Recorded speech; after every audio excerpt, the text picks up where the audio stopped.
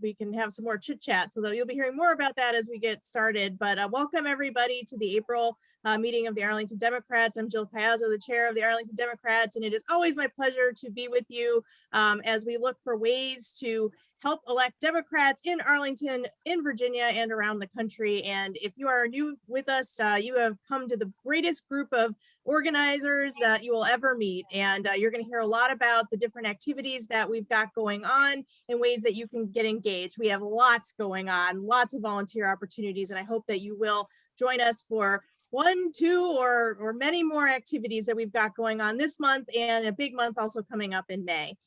So we are action oriented here at Arlington Democrats. We do like to start each meeting with an action, a social media action. So if you would please go to your browser or take out your phone and head over to your Facebook app. And there you should see at the Arlington Democrats page, which is at Arlington Dems, a post that looks an awful lot like what you see on the screen here right now. We are promoting our first really big volunteer opportunity, I'd say, of the year, which is a lit drop focused on spreading the word about the upcoming Democratic primary and also our school board endorsement caucus. So these are going to be the first opportunities folks have to vote this year. We want to make sure that people are always exercising that muscle memory so that when it comes time for the election in November, that they are right there with us in voting. The other really important reason that we want people out there is because the more people who vote in these primaries and endorsement caucuses, the better results we get. This is really in a Democratic county like Arlington. These are important elections. We want to make sure that people know about them. So you can help us do that by spreading the word, not only through the lit drop, but also by spreading this post about the lit drop, because this post will help to encourage folks to look into the primary and endorsement caucus, and then also look into the volunteer opportunity to drop literature with us at doors in Arlington. What we'd love for you to do is when you find this post pinned to the top of our Facebook page, is to go ahead and share that into your network. Hit share, ideally, or like, your choice, but share is a little bit better if you can manage it. Maybe put a short note at the top about the fact that you will be volunteering with us as well to drop this important reminder on doors in Arlington, and hopefully encourage your friends and family and neighbors to come out and join us. We are continuing the fight. There is always an election in Virginia. There's a particularly important one this year because of our governor's race, but also lieutenant governor, attorney general, and our entire House of Delegates are going to be on the ballot this year, along with several important local offices, including county board. So this is a really important thing to get involved in. It's also fun and good exercise. So there's just lots of reasons to do it, and I hope that you will sign up. I will note that we had actually intended for this call to action to cover two opportunities. One was this lit drop, and the other was the lit drop for the county's COVID vaccination effort that we have been supporting as a COVID vaccine community partner of the county. But I'm really pleased to report that the county's volunteer slots are all filled up for that other lit drop. They'll let us know if there are additional opportunities to get involved, but I really want to do a great big shout out to our precinct captains who really helped to push the word out in advance of this meeting to their volunteers and their precincts and all of the other community partners of the county. These are really important efforts. We want to make sure that the vaccination information is getting out there. The Latino caucus is out on the pike just, I think, every day. It seems like making sure that the word is getting out there to our Hispanic community. And I really just couldn't be prouder of the entire effort of the committee to support this. So yes, please, if you could support this lit drop, but also be sure that we're paying attention to what the county is doing to get that vaccination out there so that we can return to normal. We can help to stop the spread of this disease. So I'm excited that we only have this one opportunity for you here today. Hopefully I've spent enough time talking about it and the vaccine rollout that you've been able to share or like this post, and we can help to spread the word even further about these upcoming elections and how important they are. All right, I'm going to move us on to the voting items portion of our agenda. We almost always have to do a little bit of business. Fortunately, not too much today. We do have a few items to way of one voting item covering a couple of different topics. It's my favorite topic. It's welcoming new people into party leadership. And we're always really excited when folks step up and say that they want to get involved. We have lots of opportunities to do so. You'll hear about different activities throughout the course of our meeting. But if you are interested in really just diving in head first, we'd love to have you. And we'd love to talk with you about different opportunities that we have to do so. Today, we're excited to be welcoming Vicki Virasing as our Outreach Vice Chair for Caucus Coordination as a steering appointment that's being proposed. And then on the next slide, I want to run you through some precinct captains that we are looking to have elected tonight. You've got, so Vicki coming in for Arlington precinct, also Judy Collins in Ballston, Diana Olazabal in Wakefield, Janet Fedak in Glen Carlin, my precinct, and Jenny Salpietro in Fillmore. So we're always really excited to have new precinct captains join our ranks. These are the folks that are boots on the ground in the 54 voting precincts in Arlington, making sure that the Democratic faithful out there know what the party's up to and are able to plug into our activities. Thank you to those fine folks who are interested in stepping up in this important way. I also want to take you through one more list of folks who are interested in becoming members of the party leadership, and these are our precinct leaders. So precinct leaders support our precinct captains with various activities that happen within the precinct. They may be leading up a particular volunteer event. They may be simply just putting in a lot of extra hours on poll greeting. There's lots of different ways that a precinct leader can support a precinct captain. I am not going to review this list verbally of fine people. It's on your screen. Suffice to say that almost all these people have been involved for many years with the party, and we greatly appreciate their efforts. We want to make sure that they are approved as precinct leaders. The main reason for that is they get a little bit of a break on our reorganization meeting that will be coming up next year, so that their participation is just a little bit easier. Although I do want to point out that we did open up our leadership elections to all Arlington Democrats. And so we'll be talking about that much later in the year. We want to make sure that these folks get approved. So that's what we've got. We've got the one steering committee member appointed. We have I think it was 5 or 6 precinct captain elections, and then this whole slew of precinct leaders that we're looking for approval. I am looking for one big old motion to put forward all of these names for consideration by the county committee. You got it. So moved. I hear second. Second. All right, that motion has been moved and properly seconded, and I'm going to ask our wonderful deputy chair Maggie, who's always helping me with these meetings, to put forward a poll. So if you could please register your vote, and we'll see how it does. As a note, if you're on an iPad, you might have to open a different window. It should have just popped up in your screen already. Yeah, but it popped up and disappeared. And it disappeared. I'm on a laptop and it disappeared. It said that the poll had closed before we could register our responses. That's what it said. Open Okay. it up. Again, There you go. Thank you. That worked. We vote twice? So this is I think we are a new redoing. poll. So if you voted before, please vote again. You can't actually vote twice in the same poll, so it's okay. That would be fraud, That would be fraud. which It's we know also is rampant. technologically not possible. It would Oh, be wait. Republican. That would be the Republican Party. high stakes, folks, high stakes. All right, I'm gonna give folks 5 more seconds.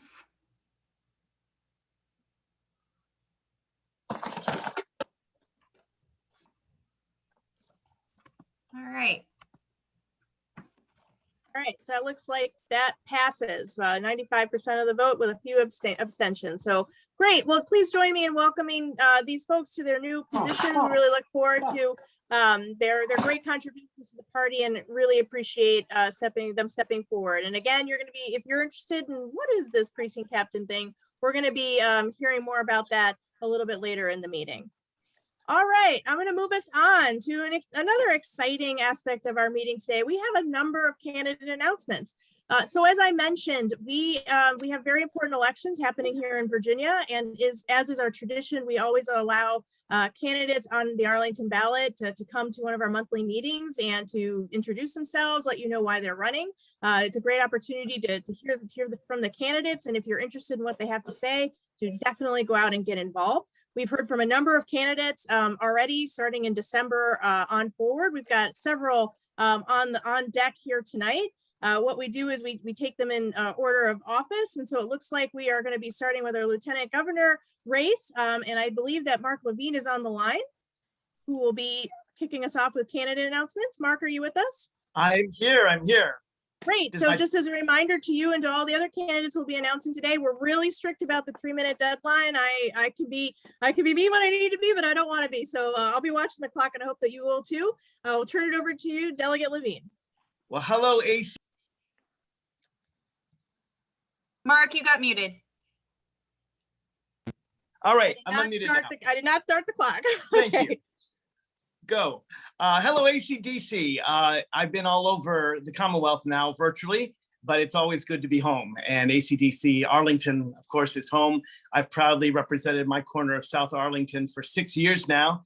And what I like about y'all is I know most of you and most of you know me.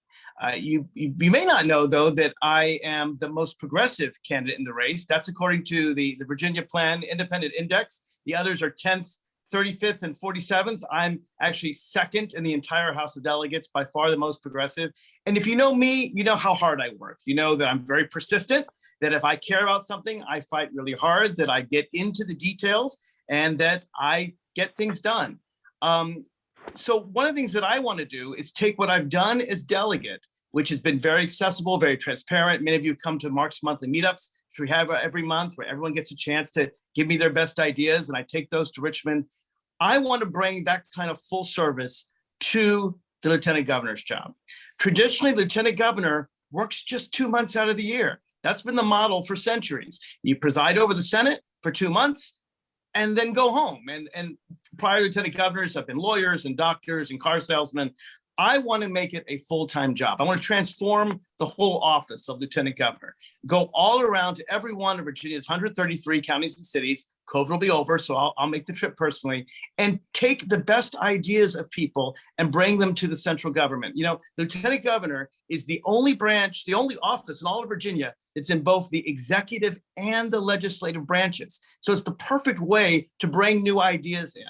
And what I want to do is go to places where people often don't see Democrats, they often don't see Northern Virginia Democrats, and sit and chat with people, whether they agree with me or not. Most of you know I've been on Fox News, and I've certainly talked with people all across the political spectrum to find out what's going on in their lives. And some say, well, that's impossible. How are you going to change centuries of tradition? Those of you who know me know I've been changing things that people said were impossible, well, my whole life. They said it was impossible to bring transparency to the Virginia General Assembly, and I did it. For centuries, they didn't record or archive any of the committees and subcommittees. I founded the Virginia Transparency Caucus on my second day and brought it to Richmond. They said it was impossible to bring 24/7 support to victims of domestic violence in Northern Virginia and sexual violence. I did that. It serves every sexual assault victim in Arlington. They said marriage equality was impossible, and I did that since the 90s, all the way to right now, where I'm the chair of 2 subcommittees, including the Constitutional Amendments Subcommittee, where this year we passed my marriage equality amendment and also an amendment to allow people to vote when they come out of prison. I can go on and on and on. Y'all know me. Don't be afraid to contact me. Don't be afraid. Let's have that chat. I'll tell you anything. And that's the thing about me. Thank you very much for everybody for your time. And I think my 3 minutes are up. Awesome job. Really appreciate it. Very good with the timing.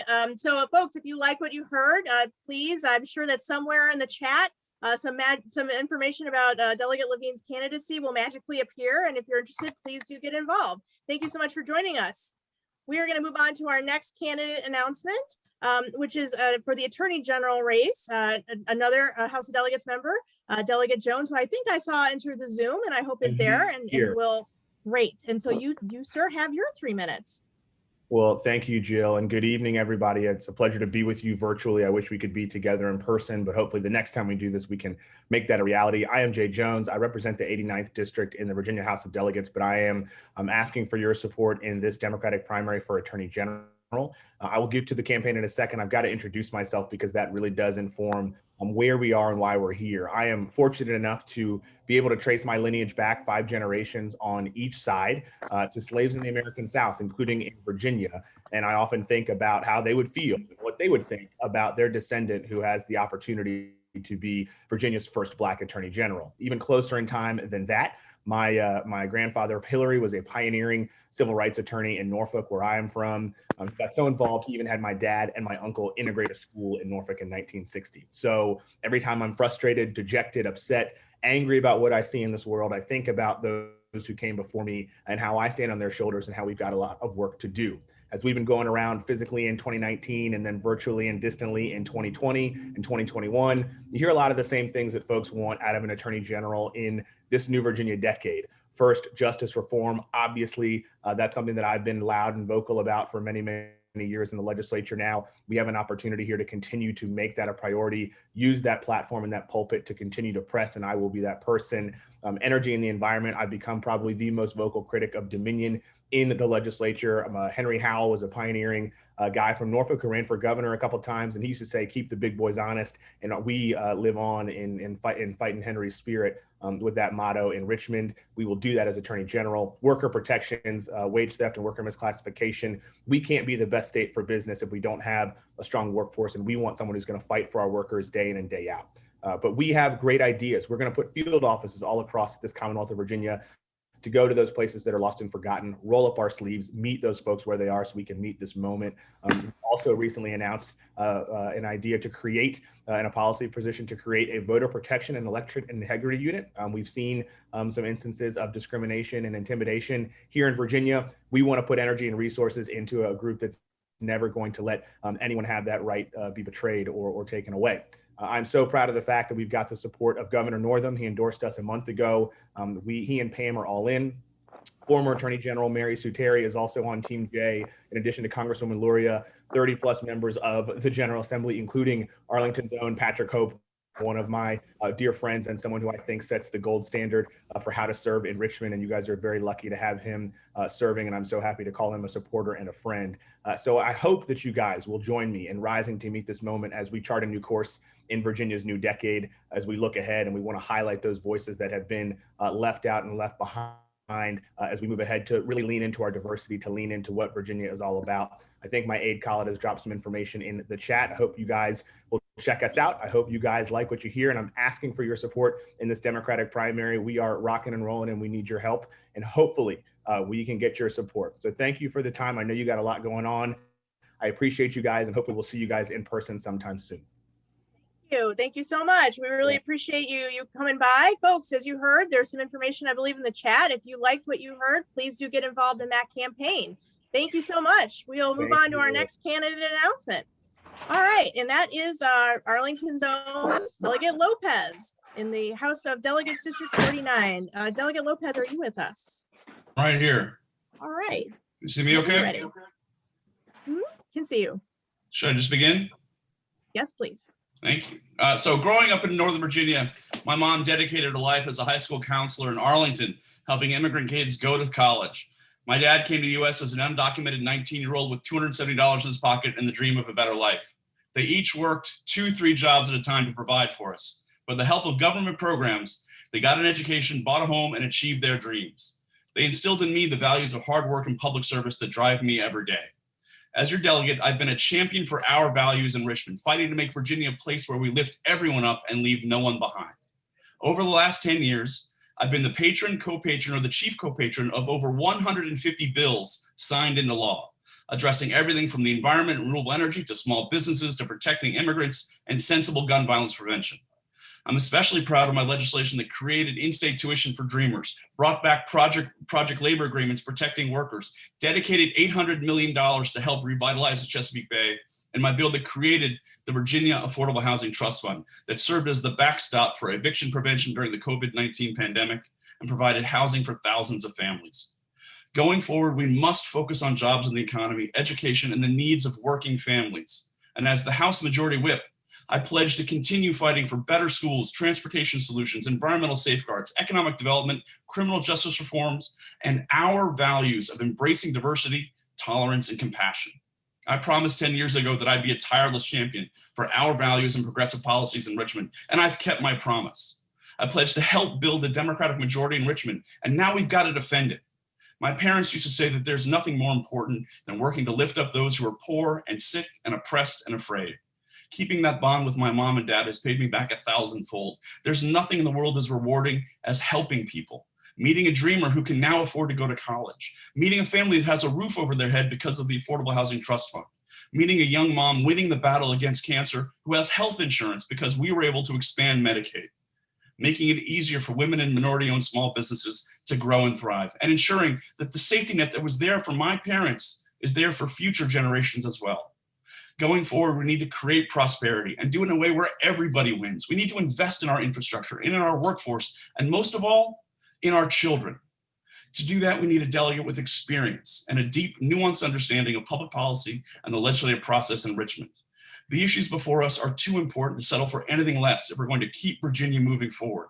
That's why I'm proud to be endorsed for re-election by so many organizations and elected officials, including Tim Kaine, Don Beyer, Ralph Northam, Emma Viola Sanchez, Walter Tejada, to leaders like J.D. Spain and Zakiya Worthy, to environmental and labor groups like the firefighters, the carpenters, and IBEW. I will continue to be a champion for our values and priorities. I will continue fighting for the community I love. And with your support, we will continue to elect more Democrats in Richmond. My name is Alfonso Lopez. I'm running for the House of Delegates to help build a better future for my kids, my family, and for you and your families. I ask for your support and vote on Election Day. Together, let's continue building a Virginia that lifts everyone up and leaves no one behind. Thank you very much. Thank you very much. Appreciate it. So folks, I imagine that there will be also some magical campaign information that'll be appearing in the chat for this candidate. If you like what you heard, please do get involved.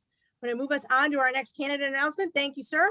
And we are moving on to another House of Delegate member from Arlington, Patrick Hope. Patrick, are you with us? I'm here. Good evening, All right. Jill. Good evening, Arlington Democrats. I'm Patrick Hope, and I'm here to ask for your vote for re-election to my 7th term. You know, I remember coming before you 12 years ago as a 5-way primary asking for your vote. I told you then that I wanted to bring Arlington values to Richmond and to the rest of Virginia. And just look at what we've accomplished. Greater access to health care through Medicaid expansion and investing more to help our most vulnerable populations, especially people with physical and mental disabilities. Common sense gun violence prevention, criminal justice and police reforms, policies that protect our environment for future generations, raising the minimum wage, investing more in affordable housing, and prioritizing COVID relief for those families struggling the most, protecting a woman's right to choose, and making Virginia a state that welcomes everyone, no matter who you are, who you love, who you worship, or the color of your skin. We did all this, not in 12 years, but in just 2 sessions in the majority, and we're just getting started. As chair of the House Public Safety Committee, I shepherded more than a dozen gun violence prevention bills directly to the governor's desk. All these bills will save lives. Universal background checks, extreme risk protective orders, 1 handgun a month, banning guns in the Capitol and polling places, and allowing localities like Arlington to ban firearms in public spaces. I also led our criminal justice and police reform effort during a special session in September, banning chokeholds and no-knock search warrants, standardized training across all police academies, the decertification of law enforcement for the misuse of force, prohibiting pretextual traffic stops, and creating civilian review boards, just like what we're doing here in Arlington. And as chair of the HWI Subcommittee on Health and chair of the Joint Commission on Healthcare, I'm leading Virginia's efforts to make staffing reforms to nursing homes and assisted living and home-based care. And we're working on a plan to lower the cost of health insurance to cover every single Virginian. Over the years, I've passed more legislation than just about any other House Democrat, and I continuously rank among the most progressive members of the General Assembly. To conclude, I love Arlington. I love this community, our schools, our parks, and everything that we value and cherish. My family and I have lived in the Buckingham community since 2000. All 3 of my kids go to Arlington Public Schools. You could say I'm heavily invested in the success and future of Arlington. I'm so grateful for the support I've received over the years from you. Yes, I'm running for re-election because, quite simply, there's much more work to be done, and I'm not yet finished bringing Arlington values to Richmond and the rest of Virginia. I ask for your vote in the June 8th primary and the general election. Thank you all very much. Delegate Hope. And so I imagine that Delegate Hope's campaign information will appear in the chat. If you like what you heard, please do get involved in his campaign. Thank you for coming, sir. And we will move on to our next and I believe last candidate announcement of the night. We are running quite the candidate gauntlet tonight, but we are very pleased to have with us tonight Chanda Chu, who will be announcing for county board. And if you could please go on mute, I'd appreciate it. Chanda, are you with us? Yes. All right. Whenever you're ready. Arlington Democrats. It's been a long 4 years, but I'm not tired. I'm still getting started. I'm John DeChune, and I'm on the ballot for Arlington County Board starting this April 23rd. Why am I running again? Number one, people deserve a fair, open election. They didn't get one last year. I project that up to 30,000 people will vote in this June's Democratic primary compared to the 247 people, I repeat, 247 people, who were allowed to vote in last year's Democratic closed caucus, which elected Takis Karantonis as the party's nominee.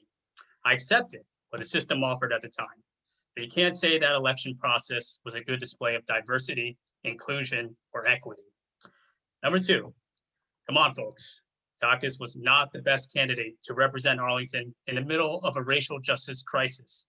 First, after Black Lives Matter's marches filled our streets, and now in the midst of anti-Asian attacks that have caused even my father to fear walking outside. I also continue to argue that I'm the best candidate to adapt and secure Arlington's future in a post-pandemic world where rules and trends are being fundamentally altered by the remote work revolution and worsening consequences of climate change. The Arlington County Board is more than just a seat. It is the closest community-wide leadership position that the people can look up to for model inspiration, a comforting presence, and a bullhorn for change. And thus, number three, I am the lone Arlington political voice that goes beyond the platitudes and buzzwords to take systematic action to change our world for the better. For example, why do we fight year after year over one seat on a 5-member board to represent a population of almost 250,000 people? A form of government created in 1930 during the height of the Jim Crow era, when Arlington was almost 40% Black, resulting in an all-white county board for most of the past century. My Freedom and Justice Plan, a culmination of my past 4 years of community campaigning and study, calls for revising Arlington's almost 100-year-old government structure to become more representative and responsive. It calls for a Truth and Reconciliation Commission to empower a central citizen body to examine Arlington's past and propose restorative action for the future. It calls for securing our local economy by growing higher education, healthcare, federal government, tourism, and green tech sectors. It calls for closing the digital divide by declaring that all Arlingtonians will have universal access to fast, affordable internet by 2023. Arlington Democrats, thank you for listening to me tonight. Vote for the Freedom and Justice Plan, and let's have a good election. It's a democratic thing to do. Thank you. Great, thank you so much. Excellent timing. And so folks, if you are interested in what you just heard, I imagine that there will be campaign information that will be appearing in the chat. Please do get involved.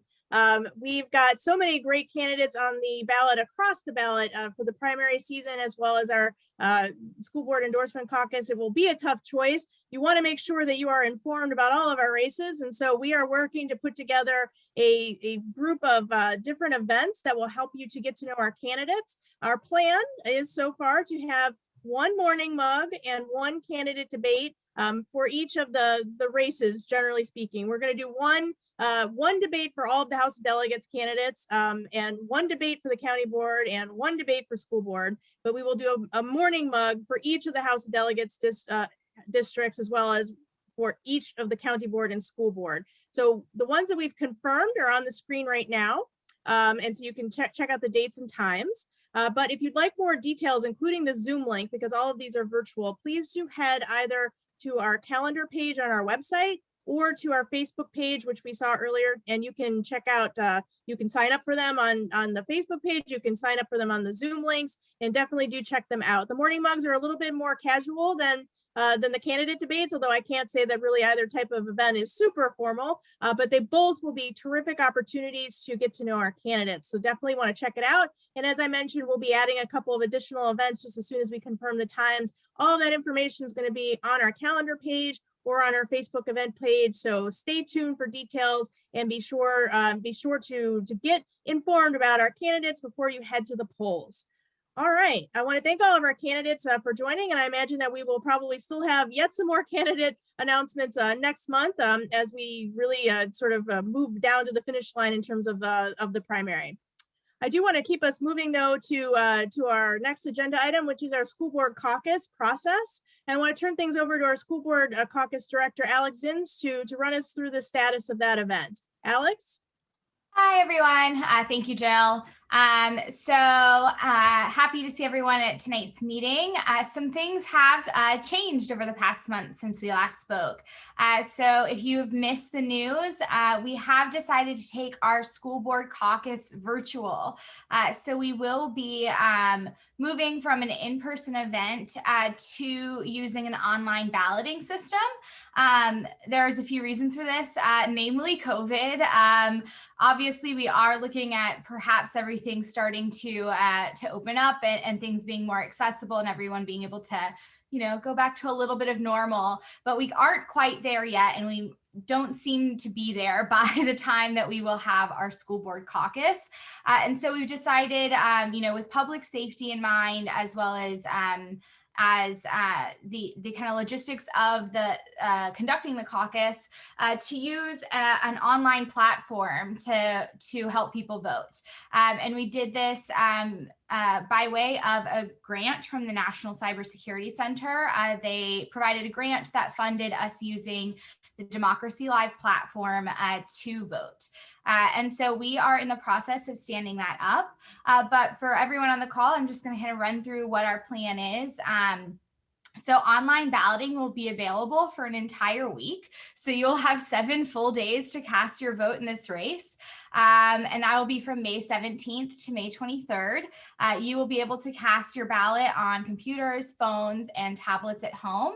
And access to the voting portal will be on the website, as well as additional information about the process. As we move forward, and I would guess ahead of our next meeting, we will have kind of walk through of what the system looks like, what the process will look like for everyone, and probably an instructional video and all that to show you the bells and whistles of how this works. But that's for the next meeting. We're really excited about this. But before we kind of move on, I do want to go to the next slide. We are going to be providing in-person voter assistance opportunities at multiple locations throughout the county. Obviously, moving to online voting, that will make things very easy for some folks. And then obviously there will be folks that we might need to help through that process. It is going to be a new process. And so we are planning on having locations that folks can come and access computers and Wi-Fi, or get any assistance they need with the system outside, as long as it's not raining, obviously, and with volunteers there and with all the protocols in place. These are the preliminary lists of dates and times that we have. We are considering, or there's a possibility that we'll be able to have other dates and times. And so if you're curious about that, we will keep that information updated on the website as well. So we are trying to cover all bases here to make sure that everyone who's interested in having their voice heard in this school board endorsement caucus can get that way, or can have their voice heard. So I think it was actually on the previous slide, but if you're interested in volunteering, please email me at elections@arlingtondemocrats.org. We will have folks who are going to staff those locations, as well as folks who are going to help us kind of behind the scenes as we do this virtually. We're really excited about it. I hope you are too. And I hope everyone tunes into this race and casts their ballot during that week in May. Great. Well, thank you so much, Alex. And I do want to give a big thank you to the school board caucus team. It's never a fun process to pull together the school board caucus. It's always much more fun going out and talking to voters than it is sort of sitting behind the scenes and figuring out how we're going to run this endorsement caucus. But if you believe, like I do, that it's important for Democrats to fight in every single race, that's why we do the endorsement caucus. And I really do want to say thank you to the caucus team. This was a very difficult year to organize this event. The challenge is real with COVID. I think we had hoped that we would be able to return to our in-person event, given that we were no longer subject to a governor's stay-at-home order, and that just proved impossible to find a large-scale location that would enable us to process thousands of people safely, which is what we normally would expect for our school board caucus. So the team really scrambled over a couple of weeks, a very short period of time, to figure out what are we going to do. They were able to secure a grant, which is what is enabling us to debut online voting. And that creativity and sort of a grace under pressure and really just finding a way to get the job done is a hallmark of the Arlington Democrats. And leaning in and trying to find a new way to do something is a hallmark of what we do. And I am grateful for that team's efforts. I do want to emphasize that what appears on this slide is true. We will provide in-person voting opportunities for people. If you are a person, or if you know a person who would prefer to vote in person, they can still do so. That is absolutely no problem at all. We, as Alex mentioned, while 96% of the county has some form of internet access, there is 4% approximately that doesn't, and we want to make sure that the caucus is accessible to them as well. The number of hours that we've got here exceed what the minimum that Searing approved in January. They exceed the number of in-person hours that we've had over the past 5 years. And I think they exceed probably the number of hours we've had historically, at least according to the folks who've been here longer than I have. That said, I want to acknowledge that there have been concerns that even that level of in-person voting may not be enough. And I want those folks who voice those concerns to know that I hear you, and that, you know what, you're right. Arlington Democrats does lean in on things. And if we're going to lean on anything, it is voter access. And so if we can find more ways to reach people in person, if we can find additional locations, let's get it done. And I really want to thank the folks who joined the planning meeting yesterday to really try to help us make that happen. So we need more folks like that. We need more folks like that team, as well as the core team, who are coming together to get this done. If you believe in fielding Democratic candidates for every single race and fighting hard to the end, this is step one. We need your help. As Alex mentioned, we need staging locations, captains. We need folks helping with outreach into the community. We need it all. So if you could please, if you've got even an hour to spare, I'm sure we can find a way to get you engaged. It would be greatly appreciated.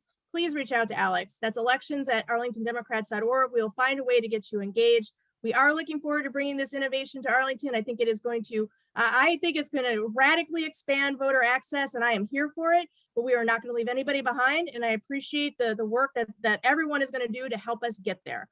And please do vote. So that's what we've got for you this month. And as Alex said, stay tuned for more details over the coming weeks, and certainly in our May meeting, where we are going to hopefully blow the top off of this and set a new record for caucus participation across the county. That's certainly what I'm rooting for. I'm going to move us on to our next meeting agenda item, which is our precinct operations update. So I mentioned precinct captains earlier in the meeting, and now you're going to hear all about what the precinct captains and the other members of precinct operations are up to. I'm going to turn things over to our amazing precinct ops leader, Carol Fontaine. Thank you, Jill, and thank you, Alex, and thanks to all the candidates. I'm so proud to be a part of Arlington Democrats. Just every day, I just love working with this entire team. So next slide, please. And the next slide, please. I just want to quickly show you again. I want to welcome our new precinct captains, and the next slide, and our new precinct leaders. We're so grateful and honored to have all of them. We need all of them. We're just really thrilled to have them as part of our team. So next slide, please. So what does a precinct captain do, you might ask? And if you've been attending these monthly meetings regularly, you've heard me give the same pitch time after time. And I don't know about you, but I'm ready for something new and more interesting. And so I asked Jeff Lawson, who is our area chair in Metro East and has been a precinct captain in Roslyn and Park Lane, to share his thinking and his perspective. And if the key task of precinct captains is to build community, which I think we all agree it is, nobody knows better how to build things than Jeff. He's an architect. So I'm turning it over to Jeff. Hello, everybody. I'm going to be talking about the importance of being a precinct captain. Arlington is composed of many different neighborhoods, as everyone is well aware, and every one of those neighborhoods has a different character and different demographics. While precinct boundaries are not always coincidental with neighborhood boundaries, our precincts have the exact same diversity as all of our neighborhoods. Next slide. Due to the rise of technology, mass communication, and human mobility, the role of the precinct captain within the Democratic Party has been in decline since the 1980s. Between the pandemic, the fall of institutions, and the increase of non-party identification, never has the role of the precinct captain been more important than today. Changing densities, demographics, and a constant influx of new people in Arlington create a situation where on-the-ground and localized knowledge is more important than ever for outreach and communication because everywhere is always changing. The role of the precinct captain is a long-term commitment precisely because the barrier to understanding a changing neighborhood is so great and because it takes place on the time and scale of years and decades and not simply weeks or months. Next slide. Know your precinct. Arlington is constantly changing demographics. How can we take outreach to all the people of Arlington if we don't know where all the people are located? Arlington's urban corridors have ethnic enclaves that even the richest neighborhoods have pockets of poverty that are not always obvious to the casual observer and can go completely unnoticed. Did you know that the highest pockets of Asian poverty in all of Arlington are in Roslyn? Or that 2 census tracts in North Arlington have poverty rates nearly equivalent to the highest rates in South Arlington. As the percentage of Arlington residents that reside in high-rises increases, creative solutions are needed from precinct captains on how we can reach every single person in Arlington. Next slide. These 3 pictures show 3 houses or 3 apartment buildings that exist within the precincts where I've been a precinct captain. The first picture is 3 apartment units that are on top of each other. And the only way to get into those units is through the fire escape in the rear of the building. The middle picture is an apartment building where every unit enters off of a central carport in the middle of the building. And the last picture shows a large apartment building where all of the ground floor units have doors that open directly onto the sidewalk. For lit drops, canvassing, and messenger delivery, that is not immediately obvious. It takes a precinct captain that knows the neighborhood really well to be able to access all people. Next slide. Join our team. Help us strategize and plan how to get out every vote in your neighborhood. Be the face of the Democratic Party. Help build community. We need people like you to get involved. Please contact Carol. And here is her email address, precinctoperations@arlingtondemocrats.org. Thank you. Thank you, Jeff. Yay. That really gives an insight into sort of the details and the ground level work that precinct captains do. And I do want to take this opportunity to just give a shout out to our fabulous precinct captains and area chairs who work so closely with them. And almost all of our area chairs are our precinct captains also. So thanks to all of them. Next slide, please. So still looking for help expanding our reach into high rises. These statements just always kind of blow me away. Arlington has more than 200 multi-unit buildings. That's what we call them, MUBs. And more than half of Arlington residents live in MUBs. And most of these are inaccessible to outside groups and organizations. And so we need volunteers to share important voting information. We do still follow building protocols. We don't want to get arrested. We don't want to make the residents angry. That just backfires. So, and a huge shout out to Richard Skinner and Mark Fiumara, who are in charge of our high rise project. So if you live in a high rise and you think you can help us, we'd love to have you. If you would go to arlingtondemocrats.org/high-rises. And if you have questions, you can reach out to Mark and Richard at mubs@arlingtondemocrats.org. Next slide, please. So Precinct Ops is very active right now. We are supporting the voter support team and also the school board caucus during an April lit drop. We're going to be dropping 2 large Post-it notes on targeted doors. And these will have information on early voting and voter registration for the June 8th primary. That's the first sticky. And the second sticky will have information about online voting for the school board caucus. If you can take a route, please sign up at arlingtondemocrats.org/continue the fight. Next slide. I think there's a next slide. The stickies are going to include a Spanish language hotline, and there's no voter contact. You just put the sticky on the front door. If you can take a route, please sign up again at the website, arlingtondemocrats.org, continue the fight. I just want to point out, Arlington is a highly transient community, and every year we have to register tons of new voters to replace those who leave. You'll be hearing more from Martha Johnson, and her voter registration team is already out there doing a fabulous job with voter reg. We know that early voting is here to stay, and we want to remind voters that early voting for the June 8th primary begins on April 23rd. And also, you know, this is another thing that we just want our voters to know, that Arlington Democrats are on the job. We're out there working, keeping Virginia blue. That's what we do. That's what Precinct Ops does, and that's what our whole Arlington Democrats team does. So if you can help us, please sign up at arlingtondemocrats.org/continue the fight. And I think that's it for me. Jill, thank you very much. Thanks so much, Carol and Jeff and the entire Precinct Ops team. Really appreciate all the hard work year round, and appreciate the work on the lit drop. Carol mentioned that the doors are targeted. I do want to be clear that the party is always neutral in primaries and endorsement caucuses. What we are targeting is people who don't typically participate in them.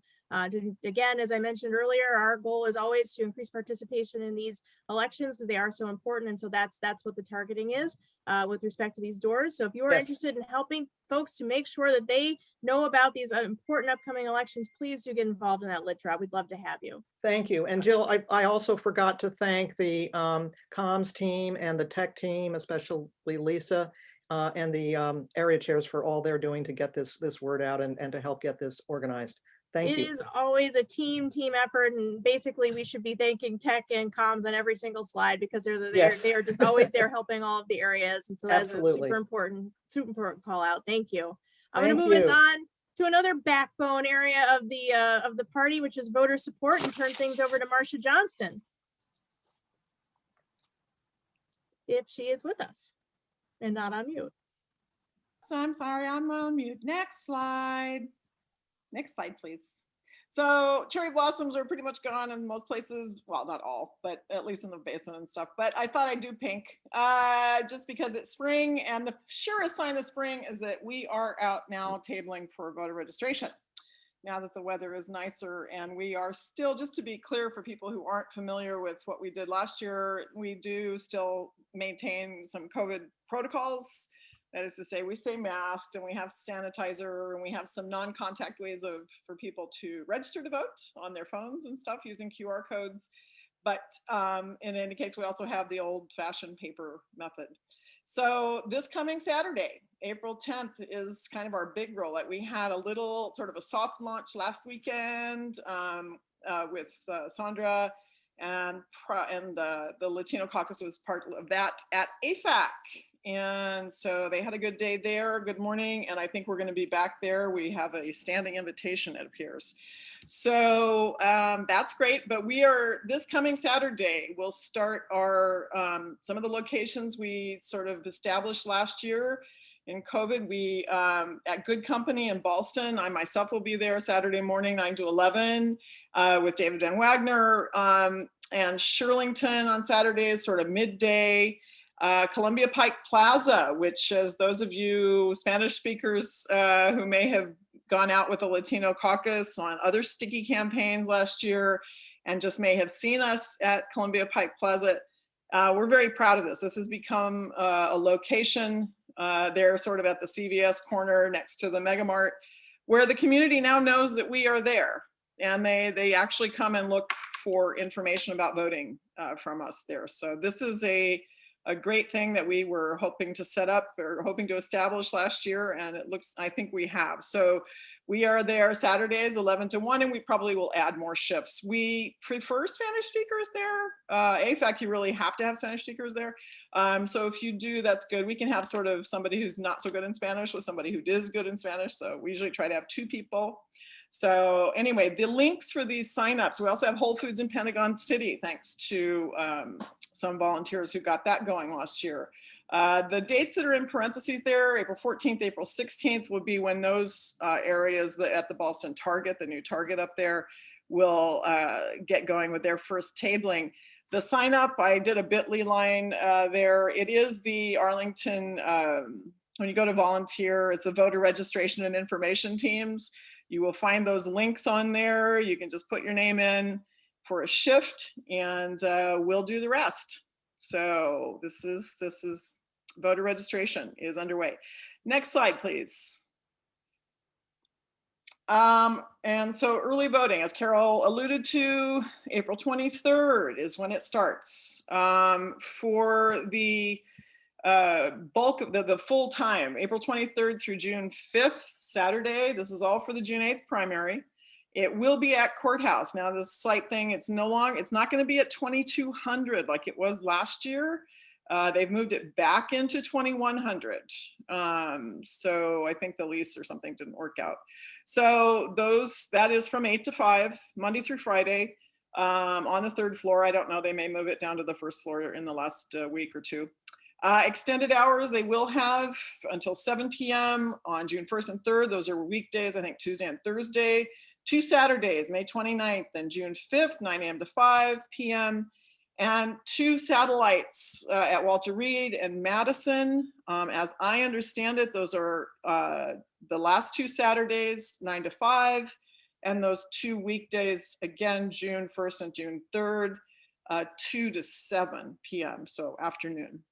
And just so this is also part of what we were working to establish last year. We have flyers with early voting information, this information in English and Spanish with both logo and non-logo, because as we know, some areas, particularly MUBs, they would prefer to have nonpartisan. So we try to allow our volunteers to provide that information because we want people to vote. So anyway, that I can provide either files or copies. Just email me at votersupport@arlingtondemocrats.org and we'll get you whatever flyers or files to do your own printing if you want, so that you can have early voting information. So next slide, please. And this has gone around. I know Corey put up the Washington Post article, which I'll have a thing, but I wanted to give you just a couple of updates. They have at this point phoned over 2,500 seniors, 950 Spanish speaking seniors.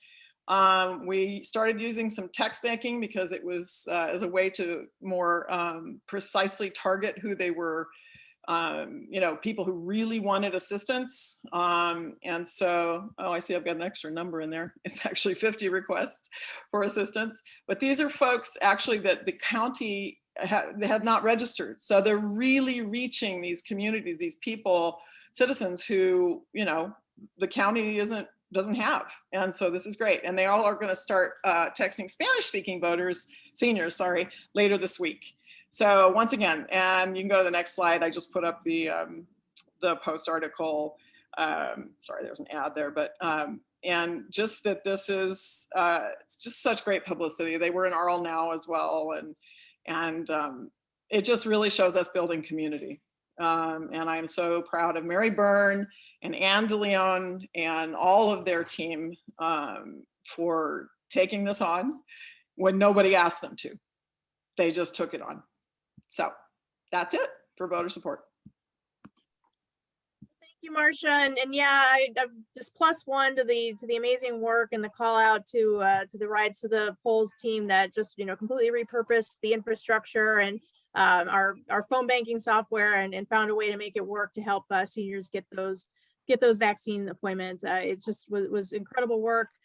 Just again, another demonstration of just the super creativity of this group and just the ability to get it done when there's a challenge. And just thank you so much to the team and really to the full voter support team with the critical assist from the Latino caucus to just make sure that we're getting the word out there and we're helping people just to be able to exercise the right to vote. That's the difference between precinct operations and voter support. Precinct ops, they're pushing whatever we're selling, and I love it. Voter support is making sure that folks really just have fundamentally are able to get the access that they need. Not necessarily pushing a partisan agenda, but really just making sure that people can vote, which is a democratic value. And it's awesome that we're able to repurpose some of our infrastructure in this somewhat off period to help with the vaccine effort. So great job. Jill, just to say, I'll put up the sign up link for voter registration tabling in the chat shortly here. Great. Terrific. Yeah, and you can also go to our Mobilize link, which is I assume what that will look like, and you can check out all of our volunteer opportunities as well. I think it's a Mobilize link.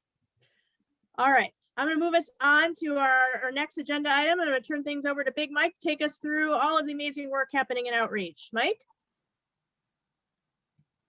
Hey, good evening, everybody. I'm actually going to kick it over to our brand new Vice Chair, Vicki Virasing. Go ahead, take it away, Vicki. All right, thank you, Big Mike, and thanks, Jill. Hi, everybody. My name is Vicki Virasing. I'm super excited to join. I'm a native Arlingtonian, left for a little bit, and now I'm back and working with the caucuses. And we have so many exciting things that are happening. So can't wait to tell you guys about it. Next slide, please. So farmers markets are back and we're looking for volunteers. So if you can help us out at any of these locations, please email farmersmarkets@arlingtondemocrats.org. It's a great opportunity. We're going to have some tables out there and just a great opportunity to engage with people coming to our tables representing Arlington Dems. Next slide. Blue Family. So I'm going to actually kick this off to Josh for this one. Josh, are you on? Yep. Thanks, Vicki. Yeah, so Blue Families has been busy this year so far. We had an online kid-friendly kickoff event 2 weeks ago with a special guest, Delegate Josh Cole, who we're going to be helping to re-elect later this year. He was fantastic and handled questions, really tough questions posed by Arlington students like a pro. So going forward, we're doing postcards for Reclaim Our Vote. We're trying to re-register purged Virginia voters of color in advance of the June 8th primary, but of course that'll help with November as well. And we are finally, at long last, over a year later, having an in-person event. We're having a COVID-safe postcard play date for kids of all ages at Quincy Park this coming Saturday from 4 to 6. Hopefully, rain, I'm going to say rain or shine, hopefully shine. But you can sign up on the sign up is on our Facebook page or at our website below. We're also trying something new this year. We have this thing called the Blue Virginia Challenge, which is a friendly competition for Arlington students to get involved in the 2021 election, where there's sort of a checklist of writing postcards, canvassing, attending events, a couple other things. And if they, they try to check as many, kids will try to check as many boxes as they can. And we are working on providing a truly otherworldly prize after the election. We're keeping our fingers crossed, hoping it's going to be something awesome and that we can tell you about it at next month's meeting. And finally, we'll be co-sponsoring the April 29th school board debate. So lots going on, lots to come. And back to you, Vicki. Thanks, Josh. Next slide, please. Labor Caucus. So a lot of exciting things happening on the labor side. And just a reminder to everyone, all of the meetings for the caucuses are open to everybody. We'd love to encourage people to get on in, especially, in groups that you want to learn more about, you want to be a part of, come and join any of the monthly meetings. Next slide, please. So right now at the Labor Caucus, we are supporting a coalition at the George Mason University to adopt responsible contracting language. If you are interested in signing our petition, the petition that's out there, please email Keith and you can take a look at it. And if you feel compelled, please, join this. And we're also looking for any, George Mason alumni to get involved. So if you are an alum, again, please get in touch. And we are also supporting the county and school employees as they win collective bargaining. Next slide, please. Business and labor. So Doug put this in the chat, but we are very excited to partner with the Disabilities Caucus, and we'll be hosting a House of Delegates candidate debate on May 10th at 7 p.m. virtual. So please mark your calendars for that. We're going to be discussing business and labor and disabilities questions. We'll have, we'll open it up to audience questions as well. So we're very much looking forward to that event. And as part of, economic recovery, as we look to support our local businesses, tell us in the chat, where have you dined this week? Where have you gotten coffee? Where have you bought your morning pastries? We'd love to hear about where our Arlington Dems are supporting, and use this to encourage everybody to support our local businesses. And just a plug to join the local nonprofit Phoenix Spikes on their scavenger hunt with local restaurants. It's really fun. And if you are interested in getting involved with the Business and Labor Caucus, we are looking for a volunteer to help us with posts for promoting our events and a lot of the things that we're doing on social media. So please get in touch if you're interested. Next slide. AAPI, again, so I encourage everyone to come join the meetings. It's a great place to meet other people and hear about, what's going on in these groups. Next slide. So we recently put together a statement decrying hate crimes against Asian Americans. Obviously, this has been really, really challenging for our communities, not just in Arlington, but across the U.S. If you haven't seen it already, I would encourage everybody to go on arlingtondemocrats.org, where we have that statement up online. We also have an Instagram. So if you are on Instagram, add us, follow us, AAPI _Arlington. And we're using our Instagram account to highlight 2 businesses per month, local businesses.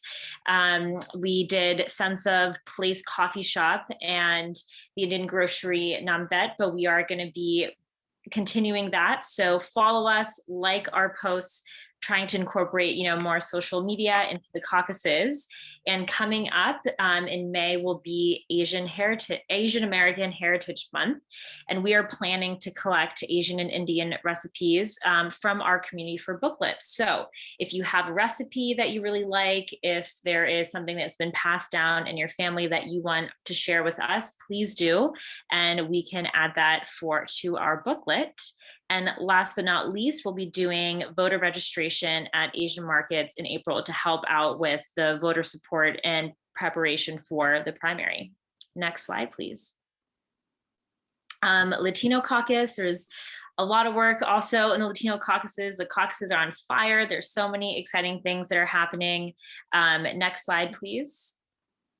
So we've been holding these vaccination pop-ups in South Arlington. When you look at the rates, our Latino or Spanish speaking community tends to have, higher rates of COVID infection and lower rates of vaccination. So part of what the Latino caucus has been organizing are these pop-ups where we'll just set up tables and engage with people who, are maybe fearful or have concerns or need help navigating the registration process. Maybe they don't have the phone or broadband access to do that.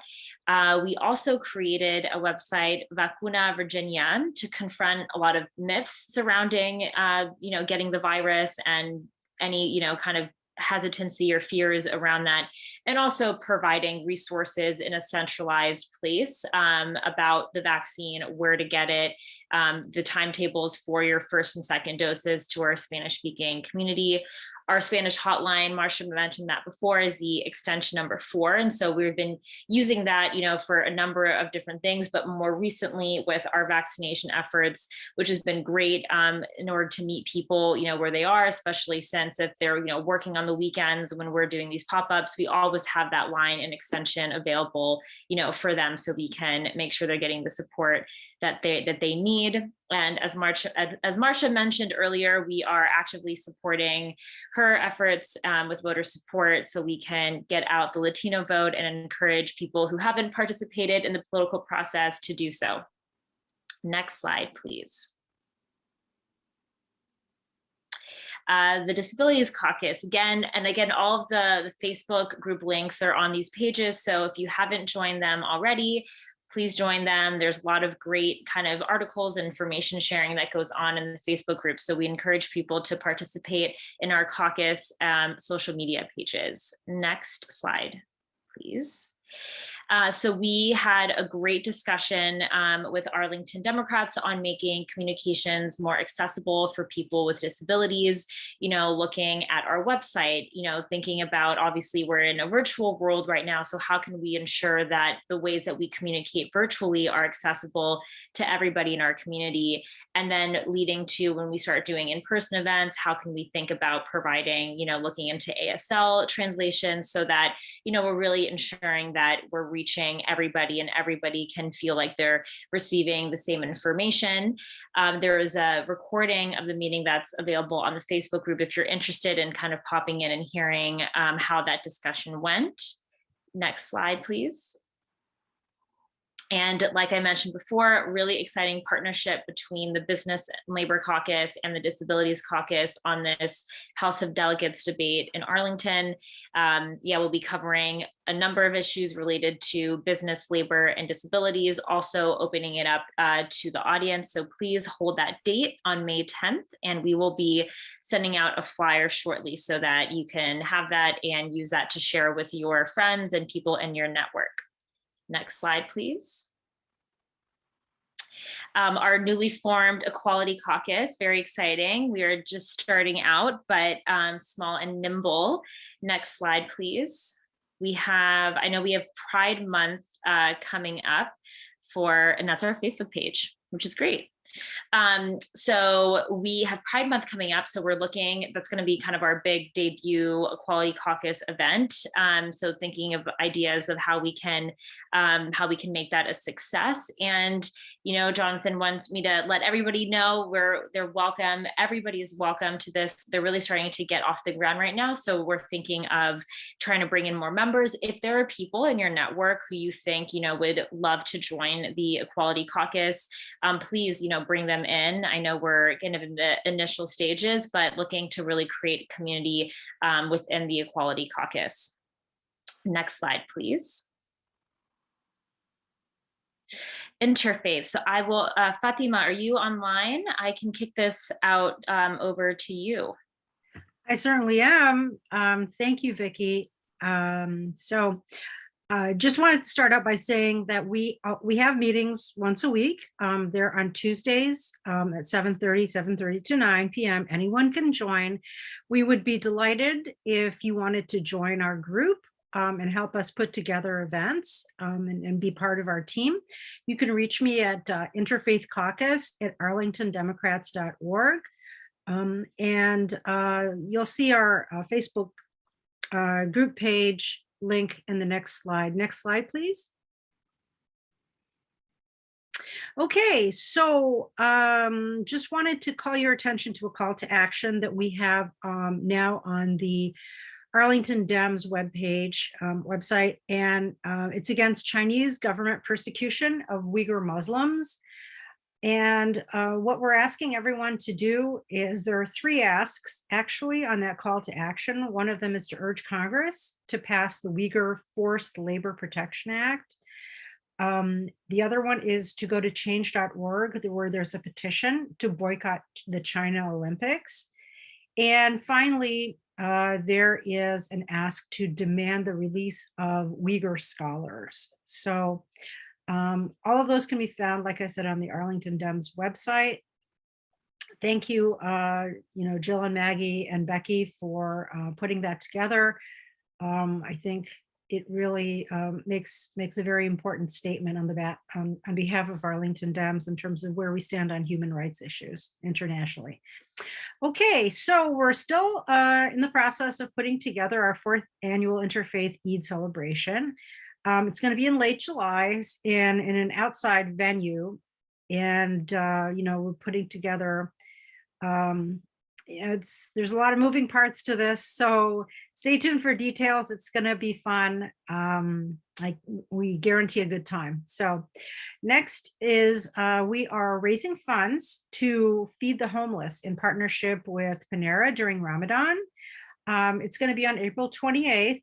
So we will be asking people, we're going to set up a fundraising, whatever, I guess it's an app on our Facebook group page to ask people to donate, to give to hungry people. It's going to be a lunch program, so obviously the recipients are not going to be Muslims since they will be fasting during Ramadan, but it's really about giving to other people during the spirit, because that is what the spirit of Ramadan is about. It's about giving to others. So we'll be feeding the homeless who are not Muslim during a Muslim holiday. Does that make sense? Anyway, I like the idea. And finally, we will be raising funds for AFAC through during Ramadan as well. Different project through April 12th through May 12th to feed the hungry in Arlington. So this is an Arlington specific project, which is different from the previous one I mentioned. So that's it for now. We'd love to have you join our team. Join, engage, find details and events on our Facebook group page. You see it there. And I'll hand it back to you, Vicki. Thank you. Thank you. Thank you, Fatima. Wow, so many awesome things happening, and love that engagement with the community. From our Mill Vets Caucus, if you're interested in joining, the next meeting is on the 24th. Next slide, please. And they've been doing a lot of partnerships with AFAC on the food drive, which is there's gonna be another one on Saturday, April 10th between 9:45 and 10:45 at Barcroft. If you're interested in joining, email millvets@arlingtondemocrats.org. It's been one of their staples and such a success and really fun to go out and support them. And that is it from the caucuses. Thanks, everybody. Great job, Vicki, with your first monthly meeting update. Really appreciate you hitting the ground running. Awesome job to the full outreach team. Always just killing it every month in so many different ways. If you didn't hear something that you wanted to get involved in, you weren't listening. There's lots of things to do out there in the community with outreach, and we will post these slides as we always do to our website. So please do check them out. You can come back around, get the details, and get involved. We'd love to have you in any of these events. Thank you, guys. I'm going to move us on to our next area, our next agenda item, which is Beyond Arlington. Rose, are you on the line? I am on the line.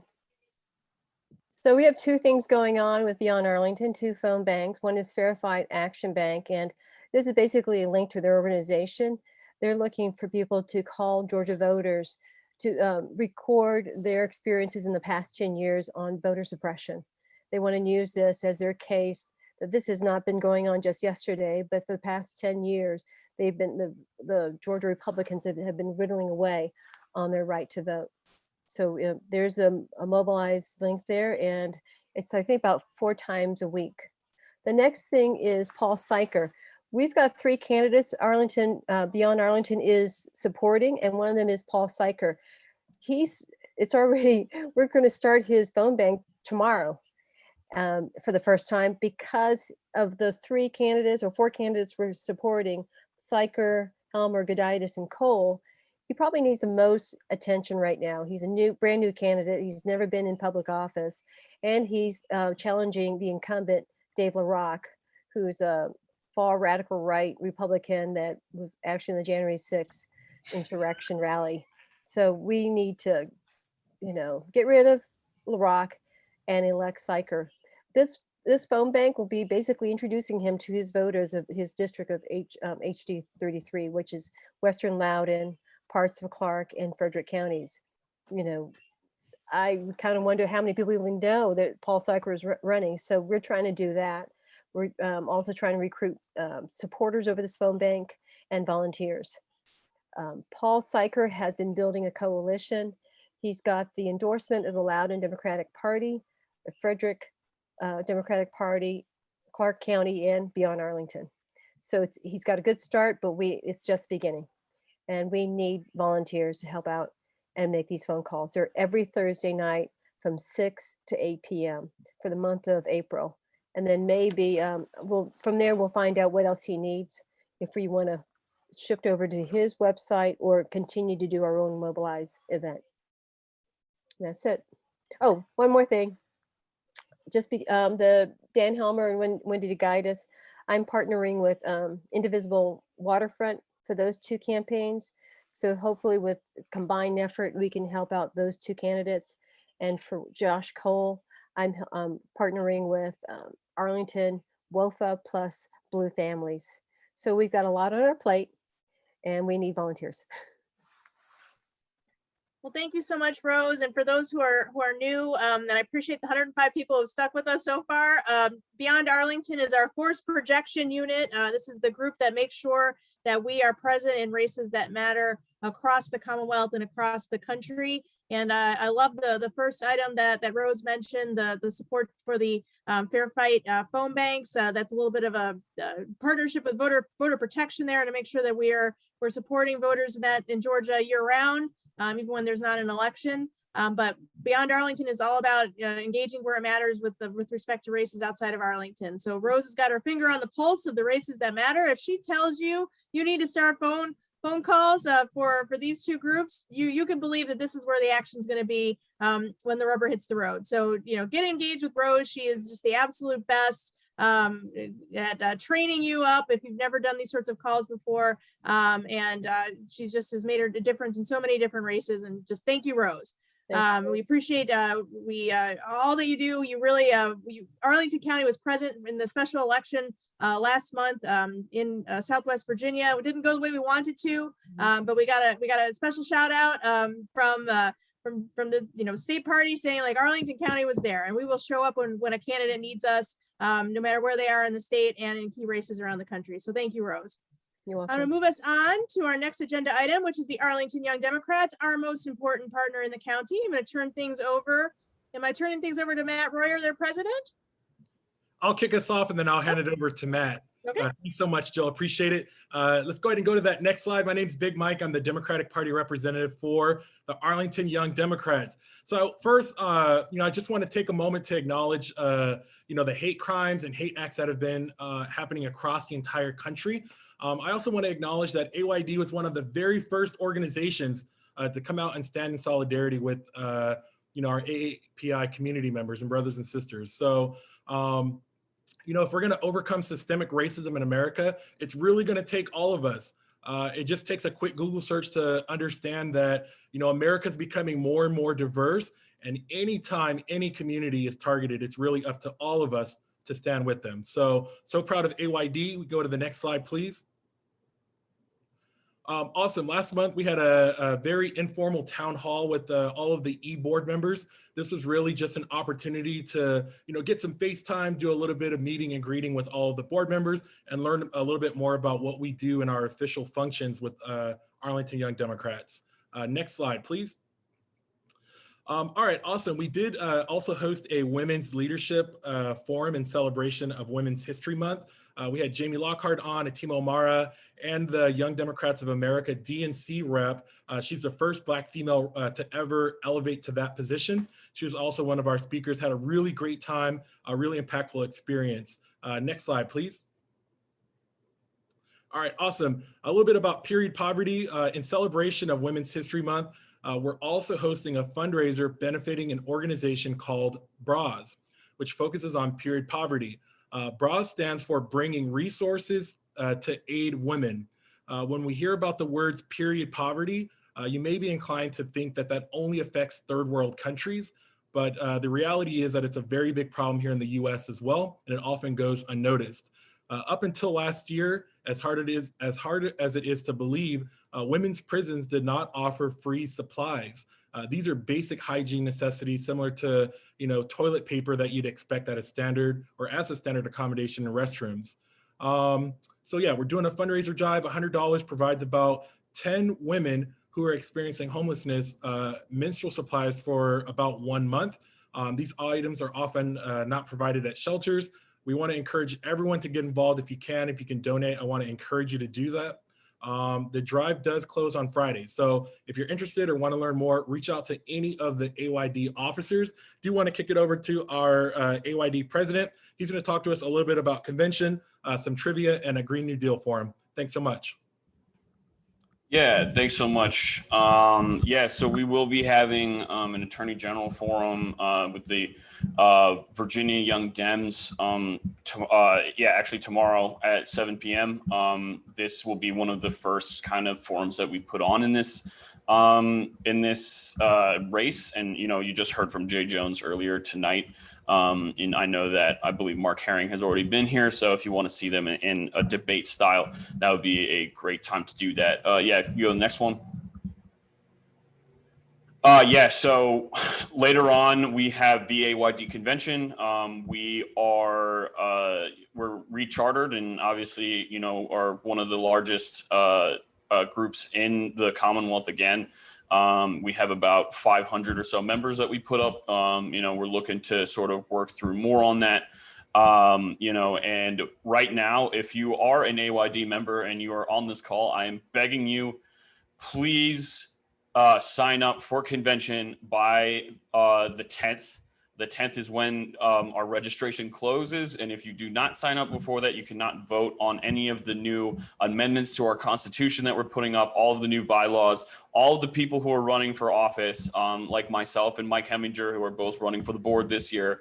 You won't be able to participate in any of those things. So please sign up. All you have to do is register online, and then you'll be able to get in there and vote. All right, next slide, please. Yeah, so we will be having Earth Day trivia. As we all know, Earth Day is usually on the 20th of April every year. So we will be doing that the next day as part of our social hour. We are having our new health environment and housing environment and infrastructure caucus putting this one on. It should be great. All very an Earth Day, Green New Deal, environmental themed stuff. So we should be, it should be a fun time. It is open as always to anybody who wants to attend. So please come out and join us. Next slide, please. Finally, we will be having a forum on the Green New Deal. This one is one that we like to put up every year because I feel like it's something that we need to have discussed a lot because there's many different understandings of what a Green New Deal is, but not a lot of actual factual agreements on what it is unless you hear it directly from the source. So we will be having Lee Williams, who is one of the co-directors of the Green New Deal, as well as Delegate Joshua Cole from HD 28, who actually was the chief patron on the fossil fuel moratorium that was a part of the Green New Deal legislation. So, all of those things we will be discussing and more. So please, if you have ever wondered what a Green New Deal for Virginia is, I highly encourage you to come out and listen because the thing is a lot of people don't understand why it's a good thing and don't understand the intersectional nature of all of these issues, what it has to do with not just environmental justice, but social, economic, and racial justice, which is something we desperately need to be uplifting and centering right now whenever we're talking about these issues. Next slide. Yes, and as was said earlier, everyone that is 18 and over is eligible now starting this week in Arlington. I was very happy to get it yesterday. It is super easy to do. You just have to sign up through the Virginia Department of Health, and then they send you an email when it's your turn, get you out there on Eventbrite, and then you just show up. I went over to Lubber Run. I was in and out of there in I think 20 minutes because they had a 15-minute waiting period.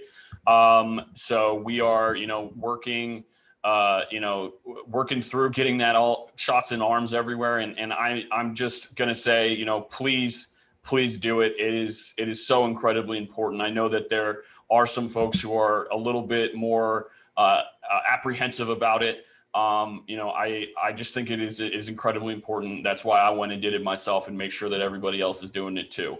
So, I wouldn't be doing it if I didn't want anybody else to be doing it. So, yeah, please start working through that. And hopefully we'll get all that going. And I just want to take just a, brief point of personal privilege here to make a push.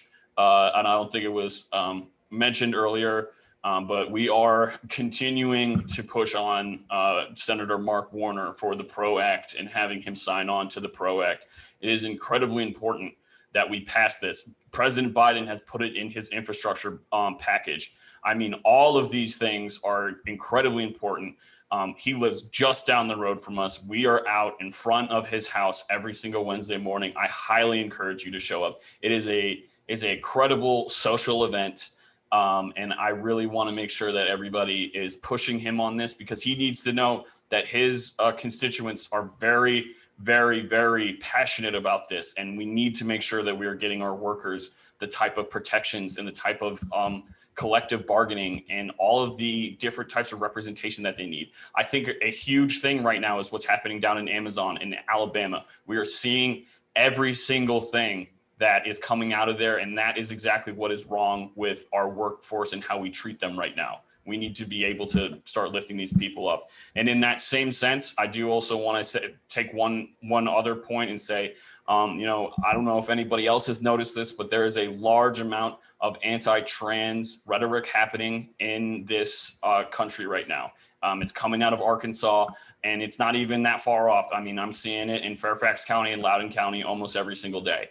And it is so important that we not just talk the talk, but we walk the walk on helping and getting these people the access to healthcare that they need. In a lot of states, including North Carolina, they are right now making it so that it is illegal for trans people to access healthcare that they need, which is just so aggravating and so disheartening to see. And, you know, we just need to make sure that they all know that we are going to be out there protecting these people, lifting them up, celebrating them, because as they say, trans rights are human rights. And I just want to make sure that we put that out there for everyone to hear. So please, if you know someone, if you are ever in doubt of whether or not you are doing enough to help out these people, please find out what you can do to help them and how you can protect them. So I highly encourage everyone to look into that. And with that, I will turn it back to Jill. Thank you so much. As always, Matt, and to the full EYD team for all the incredible work that you're doing. You know, +1 to everything that Matt just said. You know, it's just, there's so many things going on. There's so many ways to get involved. Pick the issue or issues that matter most to you and dive in, and be sure to get your vaccine. I'm going to keep us moving in our agenda to our county board update. For those of you who've not joined us before, we're always you know, really fortunate to have a member of either the county board or school board with us to give us an update about what's happening in the county. And today we are joined by the county board chair, Matt DeFerrantes, who I will turn it over to. Matt. Thank you, Madam Chair. And thanks for the opportunity to join you. I think I stand between you and post-Zoom relaxation. So I will try to be quick, brief, but also cover the high points. Next slide. COVID continues to be our focus. It has been, vaccines have been issues number 1, 2, and 3, while we're also doing walking and chewing gum on other issues as well. We did have a big day today. I'll start to talk about that on the next slide. Even as we do vaccines, many of you may know that self-service testing has been continued. Arlington Mill has been a site throughout that we've focused on, and you see the other sites that we also continue to work on. Testing remains important. If you're getting a medical procedure, whatever, you still need to know, and certainly it's very important as we see the proliferation of the UK variant, which was covered today in the news. Next slide. These are a couple of our sites that where we are doing vaccines. Arlington County Public Health is doing a good chunk of the vaccines, but not all of them. We also have the pharmacies, which are mentioned at the bottom of this. We have 98 of us on the call. There are probably 10s, 20s, 20 of you who have gotten a vaccine in Arlington at one of our pharmacies. But Arlington Public Health has a few main sites. There's one at Crystal Drive, where we're doing about 1,000 vaccines a day. There's also one at Lubber Run where we're doing about 1,000 vaccines this week a day. And then Walter Reed, we're doing quite a few vaccines as well. So this week, we used a letter from about 3 weeks ago that helped us drive more supply to Arlington. We have been making our case virtually every day this year, but we were able to get 16,000 doses this week, a significant step up from 9,500 the week before. We also have to continue to work on vaccine equity, equitable distribution. And I've heard 3 or 4 of you mention the great work that Anne and Mary are doing. I joined for a phone bank via Zoom last week, trying to make sure that we're reaching out because we have Arlington, the data that I've seen has a 92% vaccine acceptance rate. So many of you may be wondering, we are eager to move forward into 1C. Well, part of it is that so many Arlingtonians want the vaccine as a percentage of our population. So the equity-focused work that we're doing is partnering with Arlington Free Clinic. We also, probably many of you have heard that we're working with Neighborhood Health, which has been providing doses at the Macedonia Baptist Church in Green Valley, and has also been working very closely with a PTA, South Arlington Hispanic Parents Association, to make sure that we're serving our Latino residents as well as possible. We have more work to do on equity. We are certainly, as a board, and me personally, we're all committed to increasing our allocation and serving those who historically have been underserved. So next slide.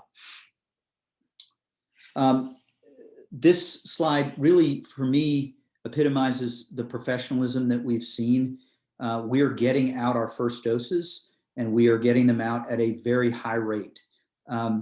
Many of you probably go every other day or so to the Virginia Department of Health data dashboard.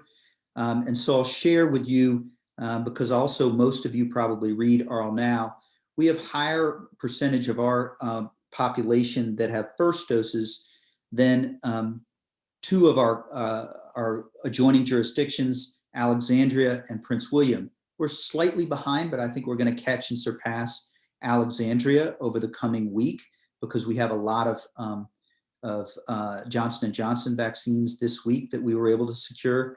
So we're not quite at the levels that we're Arlington, as Arlington Democrats and as Arlington County. We want to be first in everything, but we're working hard. There are some institutional challenges that we faced. Inova early on secured a lot of doses, and we had to do some advocacy work to prevent that disproportionate impact in the first days of January. So what this slide shows is that we're on it. If you go to one of our clinics or one of our vaccine sites, I hope you'll notice the professionalism, the speed, and the good work that our public health team is doing. Next slide. This is slightly difficult to read. It's about 10 days old. Without data, we cannot show that we are addressing vaccine equity. So this is from a work session that was last Tuesday, where the county board has been following up and asking to make sure that we are showing what we know about the distribution of our vaccines. The challenge is that the data is imperfect. The Virginia Department of Health website data is not perfect because there are 375 ungeographically allocated doses in that group. And it's also the case that this picture on this slide is only what the Arlington County Public Health Department is doing. We do not have good disaggregated data for the pharmacies and the other locations. So what it's saying is, if you look in some detail, we are working on making sure that there's a rough correlation, and we are being driven where we send resources is based on the percentage of doses going to our Asian, Black, Latino, and white populations. We all know that one of the challenges nationally, and indeed in Virginia and in Arlington, has been inequitable distribution. because there's an inequitable digital divide that is a concern. So this is part of our work to hold ourselves and our staff accountable for that ongoing work. Next slide. I was listening to Matt's presentation. I do want to just add a caveat. We're not all the way open for everyone over 18 until just yet. We are open to all those in 1C, and we're moving to phase 2 by April 18th. This slide essentially includes that fact in the first bullet. There's the 40,000 vaccine doses over the next this week and the next 2 weeks. And then I will add, just so that everyone is paying attention, just as we're getting close, today I was able to confirm we have sent out invitations to all those in 1C who registered with the state or the county through April 3rd. So there's coverage in the RLNow that's indicating, oh, we're lagging. What we like to do, and our approach since Virginia Hospital Center, is to never cancel appointments. And so we send out invitations, we fill every slot, we haven't wasted any doses. And so that's essentially an update as to where we are precisely on 1C and phase 2. There's more to come. Next slide, please.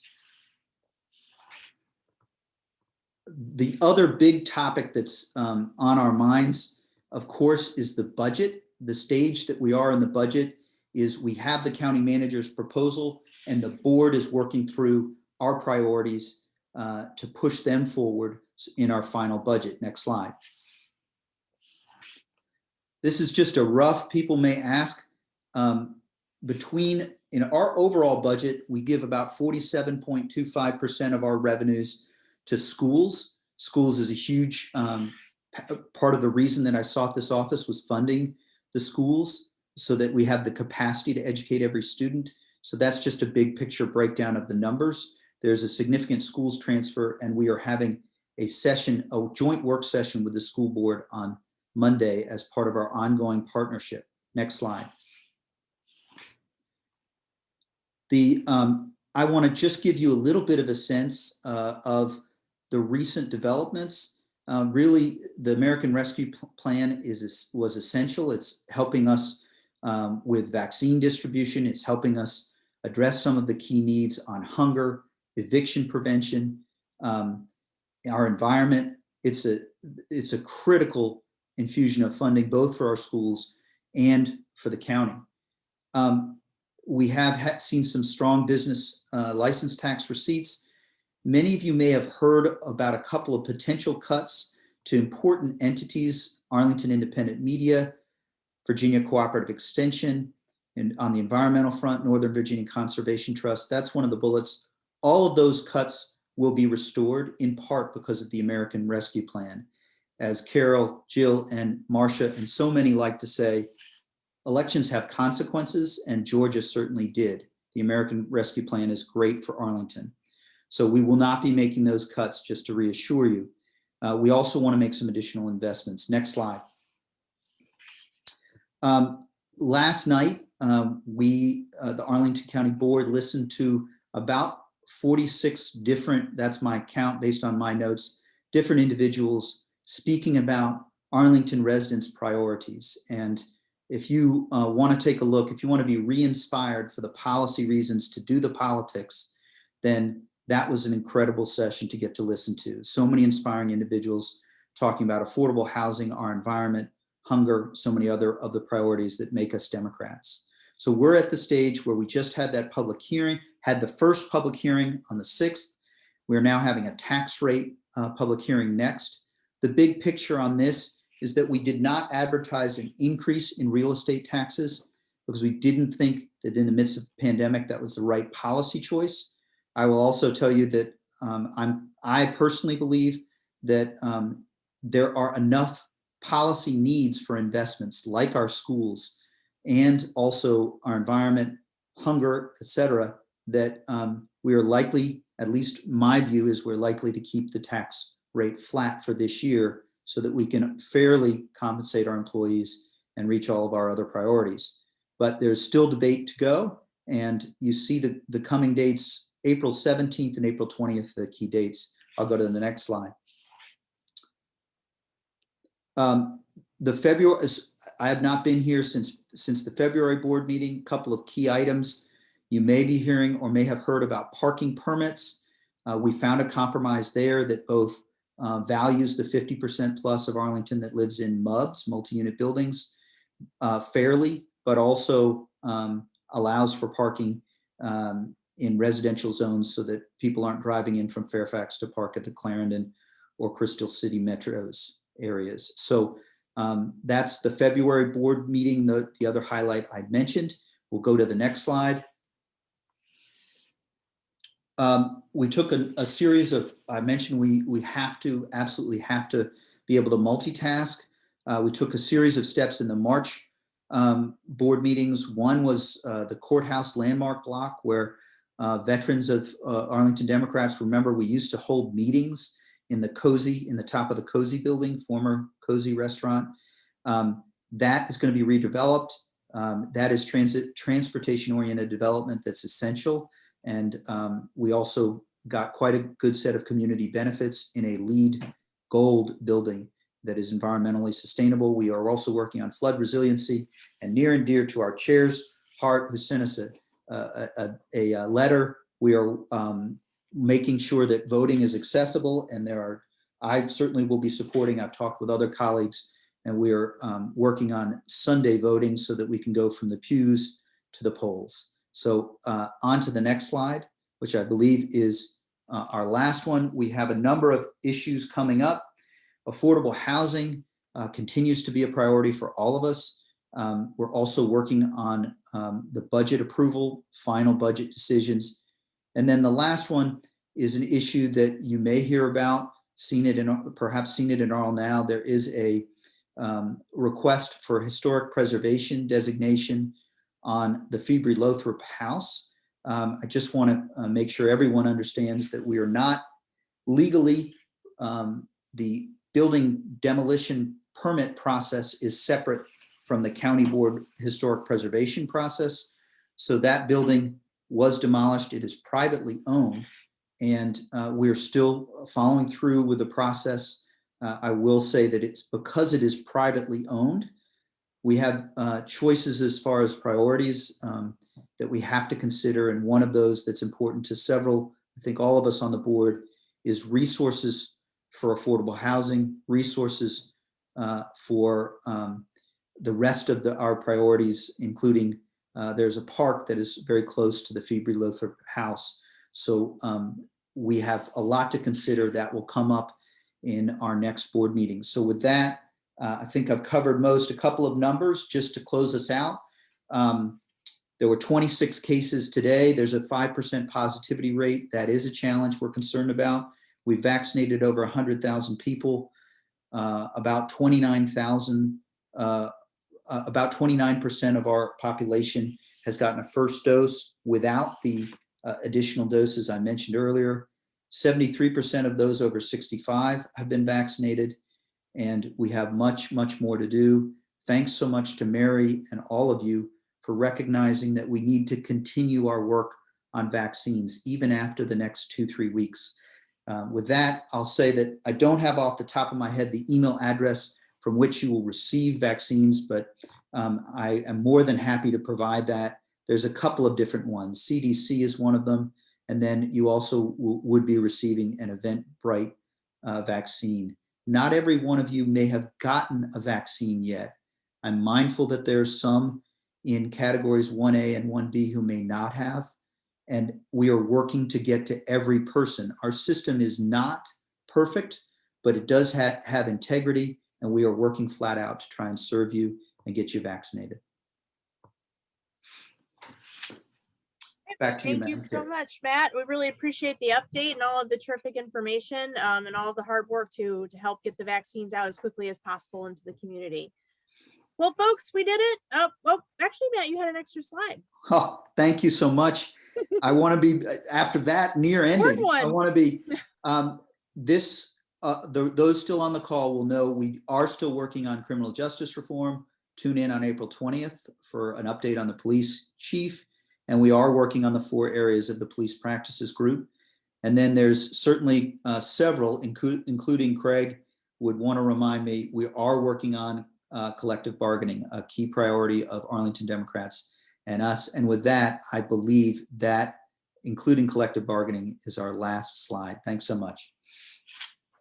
Okay, thank you so much, Matt. We really appreciate it, folks. You made it to the end. We are at the conclusion of our meeting.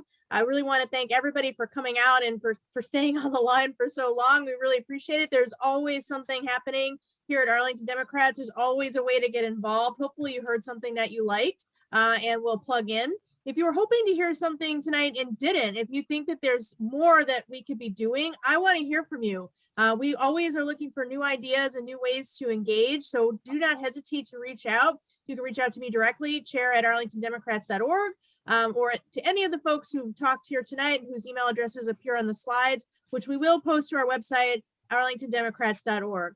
Please do check us out there. Check us out on Facebook and other social media platforms. And I am going to conclude our meeting tonight with a big thank you. And let's go out there and do the good work. Thanks, everybody. Have a great evening.